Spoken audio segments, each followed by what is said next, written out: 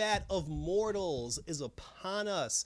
Ladies and gentlemen, this is your boy Icon, and I'm doing a quick review over Mortal Kombat. Now, before I even begin, I have to say this from the very beginning. Growing up as a child, yes, I've seen Mortal Kombat. I've watched people play Mortal Kombat. I've even touched the controls, on a couple of occasions myself to play Mortal Kombat. I am not a Mortal Kombat player. I know the basics about the game. I know the basics about the story mode. There are a lot of things about the story that I don't know, but like I said, I do know like the bare minimum basics of the whole thing. It came out on HBO Max. I got HBO Max, so I was like, hey, let me watch Mortal Kombat and and see what it's all about. So from the beginning, I'll just talk about something like the stuff that I liked, stuff that I didn't like, and then probably both in between. So one of the things that I actually did like, I did like the opening sequence where they spoke about the history between Scorpion's clan and Sub-Zero's clan. I did like the whole dynamic between him freezing his wife and his kid, and then he tries to kill him, and then Scorpion actually dies, like Scorpion loses the fight to Sub-Zero. Sub-Zero kills him, but then Scorpion gets sucked down to Earth, and he has to fight his way through hell to make it back to get the man that murdered his family. So that whole aspect was very cool. I did like the Jax character because, I'm a fan of Makad Brooks, who played Jimmy Olsen on Supergirl. So I knew him from Supergirl. He quit Supergirl actually to do Mortal Kombat. So I definitely wanted to check it out in that regard. I was told that Sub-Zero isn't how he loses his arms like in the original story, but I don't think changing the circumstances in which he loses his arms makes a difference. At least not to me anyway. Because the whole point is he's supposed to have metal arms. The boy lost his arms and now got metal arms. And the reason why he lost his arms is because there's a whole rival thing going on between the gods. Both Raiden and I forgot the villain's name, but Raiden and let's just call him Evil Guy.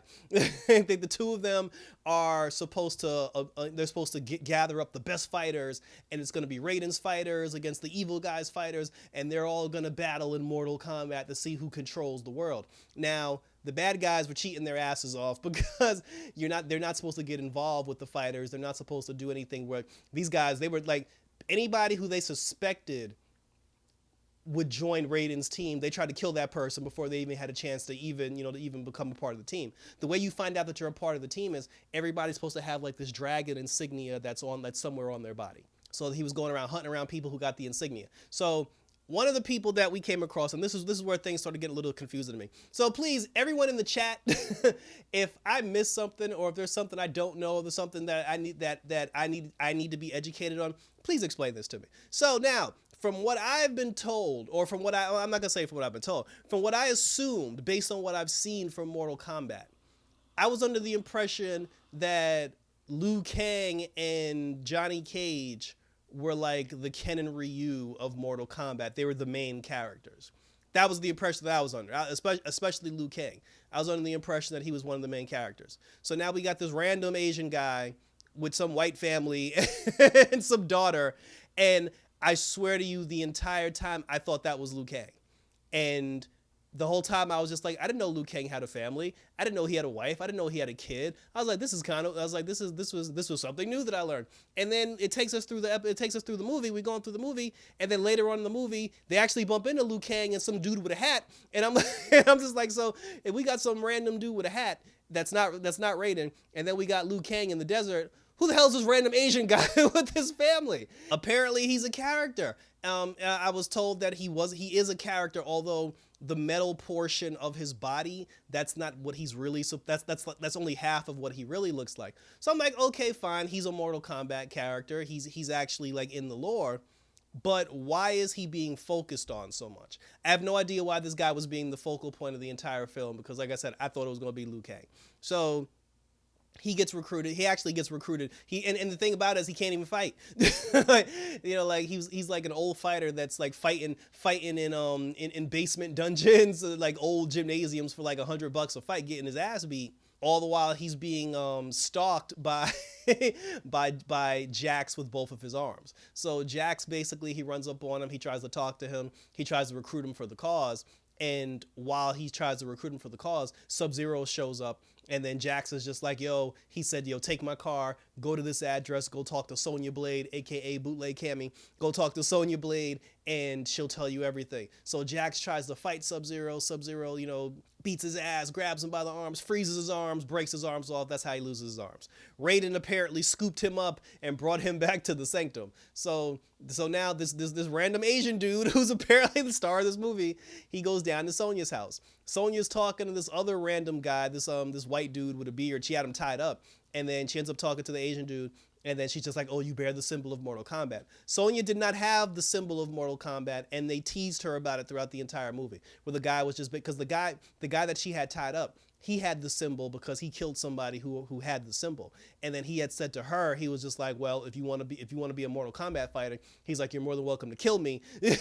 So the symbol will pass from me to you, but she's a good guy, so she didn't do that. So now she's talking to the Asian dude.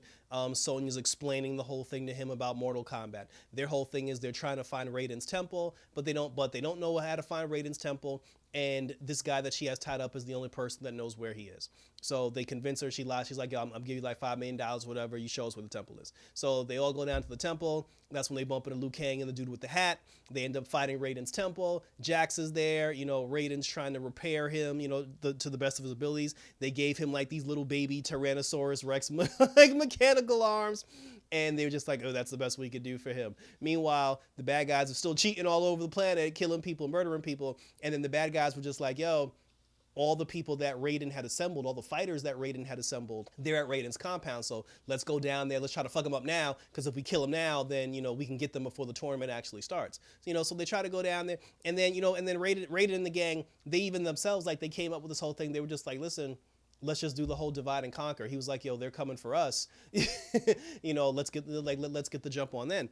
And here's another part where the movie got confusing to me, because obviously, like, the dude that she had tied up, like, he turned rogue and then he ended up joining the bad side.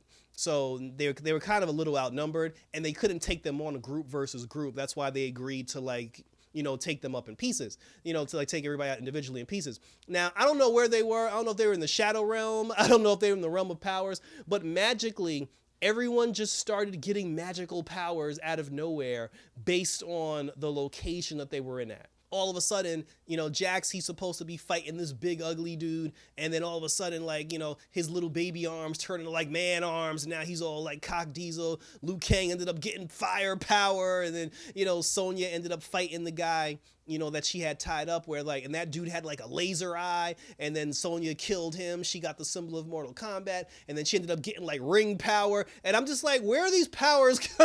like I have to go back and watch, because I don't think it was ever explained where these powers come from. At least in Street Fighter, they were just like, hey, certain people can harness the power of chi. That power lives within everybody, but not everybody can manifest it. I was just like, why is everybody just randomly coming up with power out of nowhere? So they're doing the Mortal Kombat. Okay, and here's some of the bad. Let's get to some of the bad. Now, from a fighting standpoint, the fights were good. I thought the fights were good. I like how they had everybody at different locations, because the different location fights reminded me of the video game. What was cheesy about it was everyone trying to mimic the voiceover. Like, there was one point where the dude with the hat, he fought some guy and he killed the guy. And then after he killed him, he was like, flawless victory. And I was just like, bro, nobody would say that. like nobody would say, I think somebody said fatality at one point. There was just like a lot of cheesy dialogue. One of the good dialogues was, I actually laughed when he did this. When Jax's character, when he killed, he basically like used his fatality. He used his metal arms and he squeezed that dude's head and he crushed that guy's head. He walked away. He's looking at his arms. He's like, shit, these motherfuckers do work. I actually thought that was because that's something that somebody would actually say in real life based on the situation. Nobody would say flawless victory. That's a lot of dialogue was a little cheesy. The whole thing about this random guy with the golden vest, like with the golden vest, I was lost on that one. But then it comes down to like the Raiden's group. They ended up defeating the majority of the characters on the other end, and it came down to Sub-Zero. And they were just like, well, none of us can beat Sub-Zero because he's freaking Sub-Zero.